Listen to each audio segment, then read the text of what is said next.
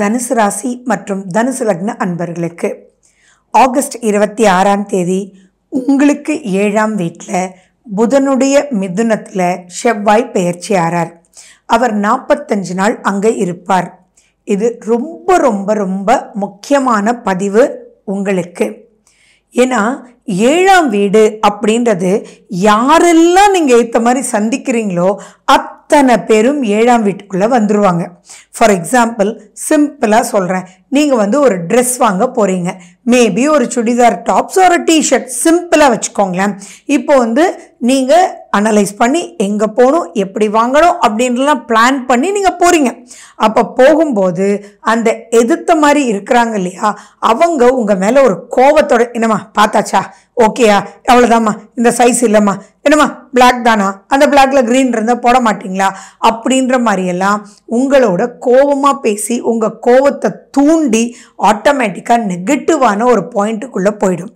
இப்போது அந்த எடுத்து போடுறவன் உங்களுக்கு சொந்தமும் இல்லை பந்தமும் இல்லை, ஆனால் அங்கே ஒரு இரிட்டேஷன் கிரியேட் பாச்சிங்களா, அந்த இரிட்டேஷன் பீரியடு தான் இந்த 7ல் செவ்வாய் இருந்தா. பொதுவாகவே தனுசுக்கு 7ல் செவ்வாய் சுய ஜாதகத்தில் இருந்தாலே மிகப்பெரிய பிரச்சனை தான். வாழ்நாள் முழுக்க போர் போர் போர். அப்போது இந்த 45 நாட்களில் பிறக்கக்கூடிய குழந்தைகளுக்கும் இந்த அமைப்பு இருக்கும். பட் நான் சொல்கிறது இதை எப்படி ஓவர் கம் பண்ணணும் அப்படின்றதும் சொல்கிறேன். நல்லா ஞாபகம் வச்சுக்கோங்க, ஜோதிடம்ன்றது இப்படித்தான் இருக்கும் அப்படின்றது கிடையாது. பயம் பொறுத்துறதுக்கு ஜோதிடம் அல்ல. அதை தெரிஞ்சுக்கிட்டு எதை எப்படி ஃபேஸ் பண்ணணும் அப்படின்றது தான். ஸோ இதே எக்ஸாம்பிளை எடுத்துக்கிட்டோன்னா, okay sir, no problem sir அப்படின்னு உங்கள் மைண்டுக்கு அவர் ஏதோ டென்ஷனில் இருக்கார் அப்படின்னு நீங்கள் மூவ் ஆன் பண்ணிட்டு போகணுமே ஒழிய, நான் உன்னை பார்த்துக்கிறேன்டா, நீ என்ன இப்படி சொல்லிட்டால, பணம் கொண்டு வந்திருக்கியா, இது 5000 ரூபா அப்படின்னு சொல்லுவார்.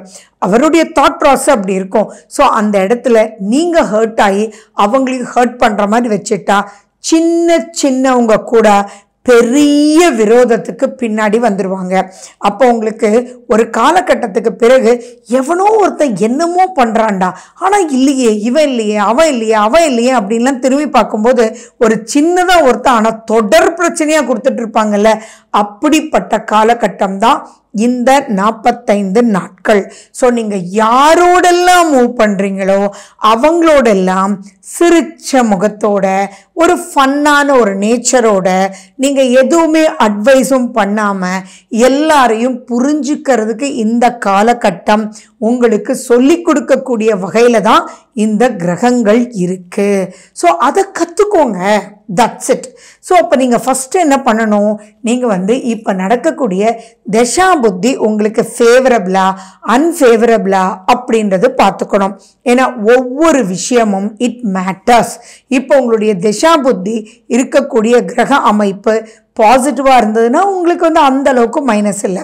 ஏன் உங்கள் சுய ஜாதகத்தில் புதன் நல்ல பொசிஷனில் இருக்காரா பாருங்கள், செவ்வாய் நல்ல பொசிஷனில் இருக்காரான்னு பாருங்கள். அப்படின்னா இது ஈஸியாக மேனேஜ் பண்ணிட்டு வந்துடலாம். ஆனால் அதெல்லாம் இல்லை அப்படின் போது அக்கப்போர் போர் அப்படின்றது இருக்கும்.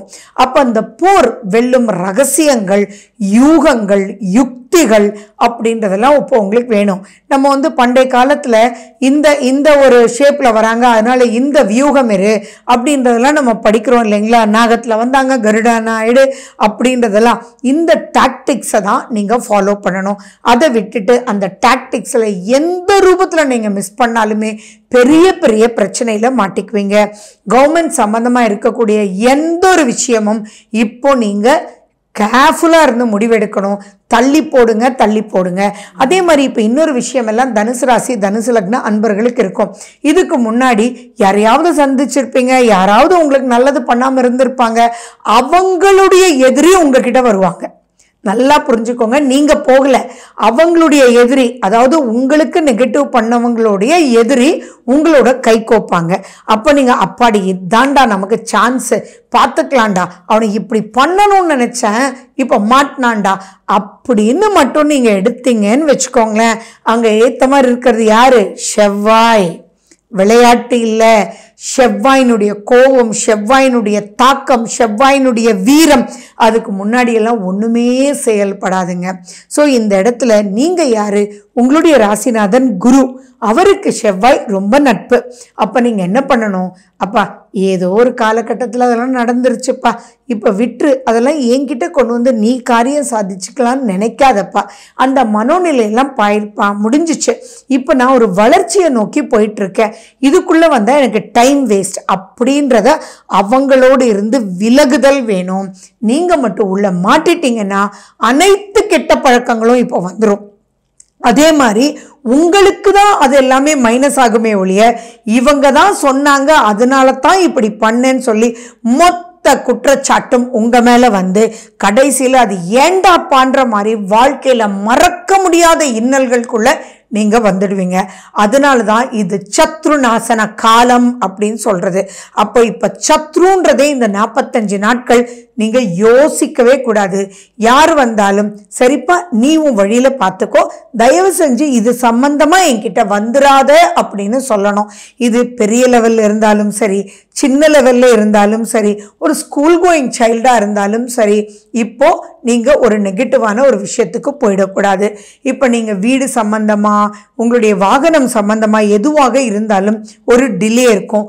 உங்களுக்கும் இன்ஜினியருக்கும் கிளாஷஸ் நிறைய இருக்கும். உங்களுடைய ஆர்கிடெக்ட் ஒன்று சொன்னா உங்களுக்கு வேற மாதிரி புரியும். ஸோ அதெல்லாமே பொறுமையா இருந்து ஒரு 45 நாட்கள் தள்ளி வச்சு நீங்கள் ப்ரொசீட் பண்ணணும். நீங்கள் கேட்கலாம் 45 நாட்களுக்கு பிறகு ஒரு 8ஆம் வீட்டுக்குள்ளே வருவார்னு. ஆமாம்ப்பா, ஆனால் இப்பயே அதை நீங்கள் அனலைஸ் பண்ணி ப்ரொசீட் பண்ணிட்டீங்க அப்படின்னா எந்த வகையான ஒரு பெரிய பிரச்சனையும் இல்லை. ஏன்னா புதன் அப்படின்ற இடத்துல செவ்வாய் சேர்ந்து இருக்கிறது, ப்ளஸ் அந்த புதன் உங்களுக்கு 10ஆம் வீடு. அப்போ அந்த இடம் எப்படி இருக்குன்றதை மட்டும் பார்த்துக்கோங்களேன். ஸோ இது ரொம்ப ஒரு டார்ச்சரான பீரியடுங்க. ஸோ புதுமண தம்பதிகள் ரொம்ப கேர்ஃபுல்லாக இருக்கணும்.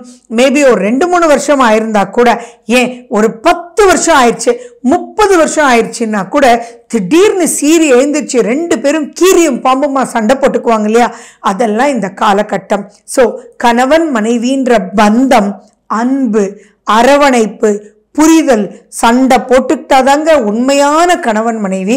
ஆனால் அது பெரிய லெவலில் போயிடக்கூடாது. அதுக்கு பின்னாடி அன்பு, உண்மைன்றது ஒன்று இருக்கணும். அவங்களுக்காக இவங்க வாழணும், இவங்களுக்காக அவங்க வாழணும் அப்படின்றது தான். இல்லைன்னா இது மிகப்பெரிய பிரச்சனைக்குள்ள எடுத்துட்டு போயிடும். மேலும் நீங்கள் இந்த பீரியடை ஈஸியாக நகட்டுறது அப்படின்றது ரொம்ப கஷ்டம். மணி ஃப்ளோலையும் நிறைய நிறைய நிறைய விரயமாகுங்க. ஸோ எந்த ஒரு சாட்சி கையெழுத்து, எந்த ஒரு ஹேஸ்டி பிலீஃப், அதாவது திடீர்னு வர்றவங்களை நம்புறது, திடீர் யோகத்தை நம்புறது அப்படின்றதெல்லாம் கொஞ்சம் கூட வேண்டாம். மனசளவில் தப்பாக நினச்சிக்காதீங்க. இந்த வார்த்தையை யூஸ் பண்ணுறேன்னு உங்களுக்குள்ளேயே ஒரு திமிரு கிடைச்சதுடா சான்ஸு அப்படின்றதெல்லாம் இப்போ தோண வச்சு அந்த தோன்றுதலுக்குள்ளே நீங்கள் போய் சிக்கிறீங்களா இல்லையா அப்படின்றத செக் வச்சு பார்த்துட்டு இருக்கார். அப்போ அந்த தோன்றுதல், ஈகோ, எனக்கு அப்படின்ற வார்த்தையே வேண்டாம். எவனையோ பழி வாங்கிறதுக்கு நீங்கள் தேவையில்லைங்க. வாழ்க்கை அப்படின்றது சும்மா இருந்தாலே ஸ்மூத்தாக போகிறது கஷ்டம். அப்படி இருக்கும்போது உங்களுடைய ஸ்ட்ரென்த்தை பாசிட்டிவான விஷயத்துக்கு காமிங்க.